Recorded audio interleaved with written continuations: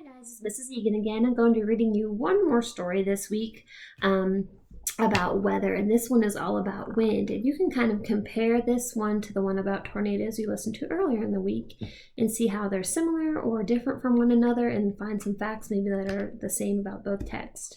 So this book is called Wind, and it's written by Marion Dane Bauer and illustrated by John Wallace.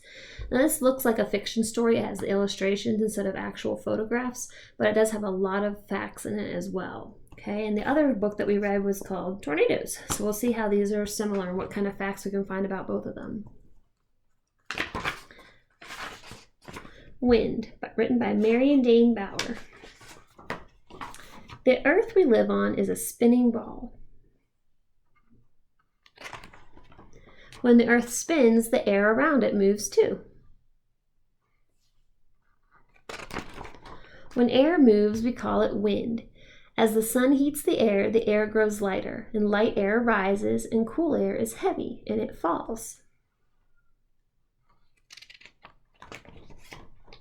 Cool air and warm air are always trading places.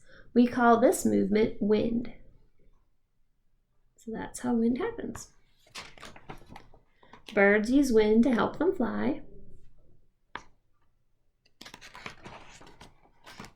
Plants use wind to carry their seeds. See the dandelion there? You might have some of those out in your yard right now. I've seen lots of those lately. We use wind to fly kites, to sail boats, and to turn windmills. We need wind for all those things or they wouldn't be able to work. Wind moves clouds and wind makes waves. It even makes trees bend. So it moves the clouds in the sky, it makes the waves in the ocean, and it even makes trees bend. You see that a lot on a windy day. When the hot air is very light and the cold air is very heavy, wind can blow up a storm. Sometimes wind spins like a puppy chasing its tail. A small spin makes a dust devil or a water spout. So there's a fact you might be able to connect to the other story. A strong spin makes a tornado or a hurricane. When we read in the other book, tornadoes have very strong winds and they can do a lot of destruction, and hurricanes are similar. They're just near the water. Wind can be scary.